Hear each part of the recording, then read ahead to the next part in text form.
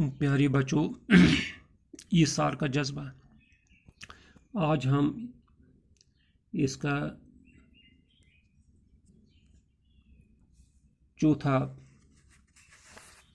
Paragraph पढ़ेंगे। सुनिए, गौर से सुनिए।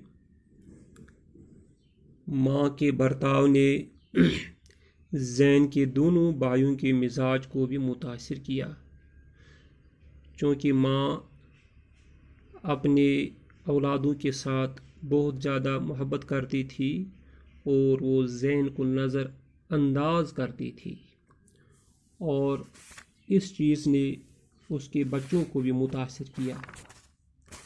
वो उससे अपना शरीक समझकर उससे नफ़रत करने लगे। जो ये दो भाई थे वो उससे नफ़रत करने लगे। अदनान ने शीबा और अपने दोनों लड़कों को बहुत समझाने की कोशिश की, लेकिन उनके कान पर जूं तक न रेंगी। हाँ, अदनान ने बहुत कोशिश की अपनी बीवी और अपने बच्चों को समझाने की, लेकिन उन पर कोई असर नहीं पड़ता था। अब एम.कॉम की डिग्री हासिल कर चुका था। माँ और भाइयों के बर्ताव ने आखिरकार उसे घर से किनारा कश होने पर मजबूर कर दिया, क्योंकि ज़ैन ने अब एम.कॉम की डिग्री भी हासिल की थी।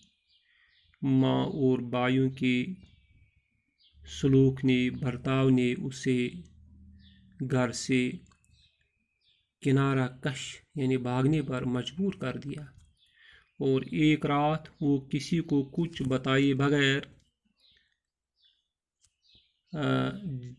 जाने किधर निकल खड़ा हुआ। आखिरकार वो एक रात बगैर किसी को कुछ बताए घर से निकल गया। शीबा के दोनों बेटे आवारा ही नहीं, मगरूर और बददिमाग भी थे। हाँ, जब तालीम में उनका जी न लगा तो बाप ने उन्हें अपने कारोबार में लगाने की कोशिश की। क्योंकि उन्हें पढ़ाई के साथ दिल नहीं लगता था, तो बाप ने उन्हें अपने कारोबार में लगाने की कोशिश की, मगर ऐसी बेलगाम तबीयतें रखने वाले भला व्यापार में क्यों कर सुरखरू होते। जो बच्चे बेलगाम होते हैं, नाफरमान होते हैं, मगरूर होते हैं, आवारा होते हैं, जिनकी तबीयत ख़राब होती है, वो तिजारत में क्यों कर कामयाब हो जाते। वहाँ तो पिता मारे बगैर कुछ हासिल नहीं होता। वहाँ मेहनत करने के बगैर कुछ हासिल नहीं होता। और ये वो काम था जो उनके बस से बाहर था। अदनान में अब इतनी हिम्मत न थी कि तन्हा सारा काम चला लेता, क्योंकि अदनान के अंदर कमज़ोरी पैदा हो चुकी थी। वो अकेला ये सारा काम नहीं चला सकता था। हिस्सेदारों ने भी जब उसकी ये हालत देखी तो आहिस्ता आहिस्ता सब कुछ अपने कब्ज़े में करने में मसरूफ़ हो गए। जब जो हिस्सेदार थे, जो उसके शरीक थे, जब उन्होंने उसकी हालत देखी तो उन्होंने आहिस्ता आहिस्ता सब कुछ पर अपना कब्ज़ा जमाया और लूटने में मसरूफ़ हुई। नतीजा ये हुआ कि कुछ मुद्दत बाद ही इसका दिवाला पिट गया।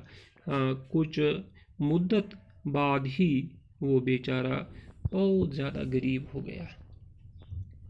कहते हैं मुसीबत कभी तन्हा नहीं आती।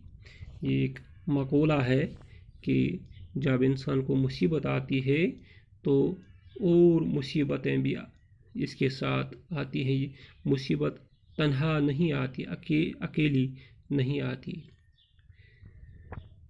دولت کیا گئی؟ صحت نے بھی جواب دیا. اب عدنان کی یہ حالت ہو گئی کیونکہ اس کی دولت بھی چلی گئی، اس کی صحت نے بھی جواب دیا. بیماری نے اس طرح آن دبوچا کہ دیکھتے ہی دیکھتے عدنان کا وجود محض ایک سایہ ہو کر رہ گیا. بیماری نے اس کی یہ حالت کر دی کہ وہ بیچارہ بہت زیادہ کمزور ہو گیا اور کاروبار کے لائق نہ رہا. ڈاکٹروں نے معائنہ کرنے کے بعد اس کے دونوں گردے ناکارہ ہونے کا اعلان کر دیا. جب ڈاکٹروں نے مشاہدہ کیا تو انہوں نے اعلان کیا کہ عدنان کے دونوں گردے خراب ہیں، بیکار ہیں. اب اس کے زندہ ہونے کی واحد امید یہ تھی کہ اس کا کم سے کم ایک گردہ تبدیل کر دیا جائے.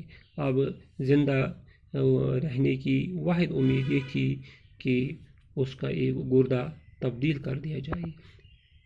یہ واقعہ 5-10 برس پہلے پیش آیا ہوتا تو کسی بھی قیمت پر گردہ حاصل کیا جا سکتا تھا. 5 سال پہلے عدنان کی حالت بہت تھی مالی لحاظ سے بھی، اور اگر 5 سال پہلے اس کی یہ حالت ہو جاتی تو وہ کسی بھی قیمت پر گردہ خرید سکتا یا حاصل کر سکتا. اب تو وہ وقت کی روٹی، 2 وقت کی روٹی بھی میسر نہ تھی. اب وہ اتنا غریب تھا کہ اس کے پاس اب 2 وقت کی روٹی بھی میسر نہ تھی. گردے کی قیمت کہاں سے ادا ہوتی؟ آوارہ بیٹے تو باپ کو کنگال پا کر پہلے ہی نہ جانے کدھر نکل چکے تھے. وہ بھی بھاگ چکے تھے. اس کے جو بچے تھے، آوارہ بیٹے جو تھے، وہ بھی باپ کی حالت دیکھ کر گھر سے چلے گئے. ایک شیبہ تھی جو اپنی غلطیوں کا کفارہ ادا کرنے کے لیے اس کا ساتھ دے رہی تھی. اپنی جگہ پر دونوں کو یہ خیال اب رہ کر پریشان کر رہا تھا کہ انہیں زین سے کی گئی ناانصافی کی سزا مل رہی ہے. اب انہیں احساس ہو رہا تھا کہ ہم نے زین کے ساتھ بہت زیادہ ناانصافی کی ہے، لہذا ہمیں اسی کی سزا مل رہی ہے. لیکن اب پچھتانے سے کیا فائدہ تھا؟